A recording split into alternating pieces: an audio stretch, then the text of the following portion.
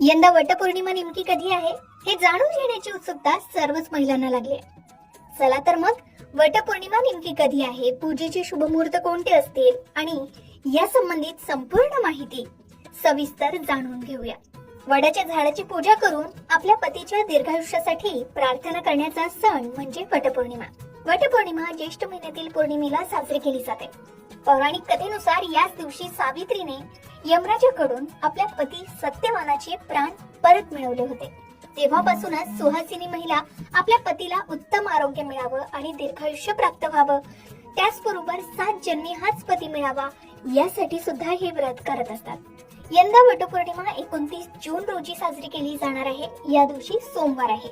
28 जून रोजी पहाटे 3:06 पौर्णिमेची तिथी सुरू होणार आहे आणि पौर्णिमेची तिथी समाप्त होणार आहे 30 जून रोजी पहाटे 5:26.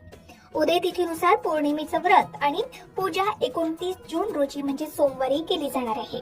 वटपौर्णिमेच्या दिवशी काही शुभ मुहूर्त आहेत. या दिवशी वडाच्या झाडाची पूजा करण्यासाठी सकाळची वेळ सर्वोत्तम मानली जाते.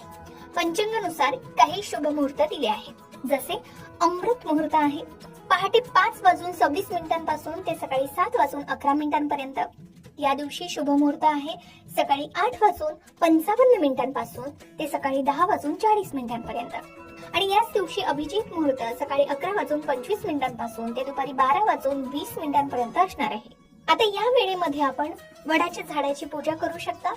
मात्र सकाळी 6:44 पासून ते सकाळी 8:27 दरम्यान राहू काळ असल्यानं शक्यतो या काळात पूजा करणं टाळावी असं सांगितलं जात आहे.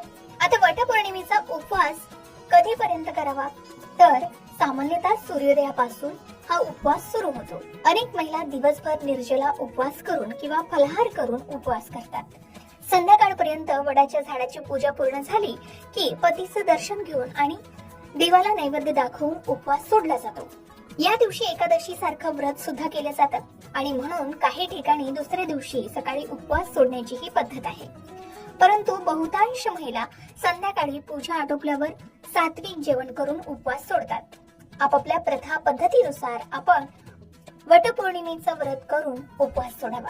आता यावर्षी ज्येष्ठ महिन्यात अधिक मास म्हणजे धोंड्याचा महिना येत असल्यानं उत्तर भारतातील वटसावित्रीची अमावस्या 16 मे रोजी आणि महाराष्ट्रातील वटपौर्णिमा 29 जून रोजी साजरी होणार आहे आणि यामध्ये जवळपास 1.5 महिन्याचं अंतर आहे. महाराष्ट्रात आपण पौर्णिमेची पूजा 29 जून रोजीच करावी असं सांगितलं जात आहे.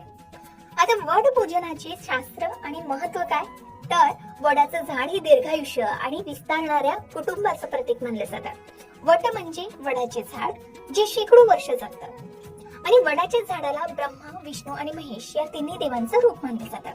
त्यांच्या मुळांमध्ये ब्रह्मा, कुडात विष्णू आणि फांद्यांमध्ये शिव वास करत असल्याचंही मानले जातं. वटपौर्णिमेच्या दिवशी नेमकं काय करावं, तर या दिवशी सकाळी लवकर उठून स्नान करून नवीन वस्त्र परिधान करून व्रताचा संकल्प करावा.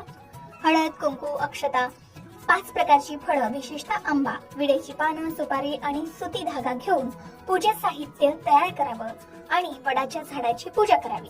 वडाच्या झाडाला सुती धाग्याने 108 किंवा 7 वेळा वेढी घालून प्रदक्षिणा घातली जाते. आपापल्या प्रथेनुसार आपण वडाच्या झाडाचं पूजन करावं.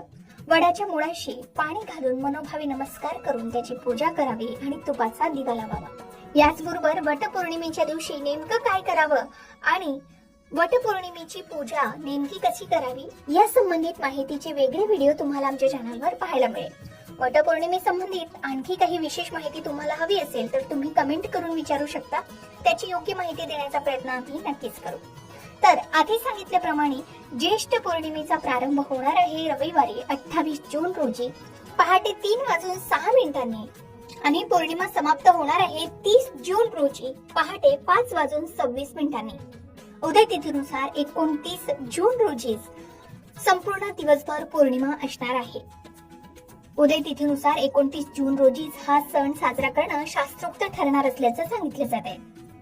मग यंदा वटपौर्णिमा नेमकी कधी आहे याची संपूर्ण सविस्तर माहिती तुम्हाला मिळाली असेल अशी खात्री आहे. वटपौर्णिमे संबंधित आणखी काही विशेष प्रश्न तुमच्या मनात असतील तर कमेंट मध्ये नक्की विचारा आणि तुमची जर ही पहिलीच वटपौर्णिमा असेल तर तेही शेअर करा. आपल्या कुटुंबातील महिलांना ही माहिती शेअर करायला विसरू नका. अशाच प्रकारच्या माहितीपूर्ण व्हिडिओसाठी लोकमत भक्ती चॅनलला नक्की सबस्क्राईब करा आणि बेल आयकॉनला क्लिक करा, म्हणजे आमच्या नवनवीन व्हिडिओचं नोटिफिकेशन तुम्हाला मिळत राहील. तसेच योग्य आध्यात्मिक मार्गदर्शनासाठी लोकमत भक्तीच्या फेसबुक पेज आणि इन्स्टा पेजला लाईक आणि फॉलो करायला विसरू नका.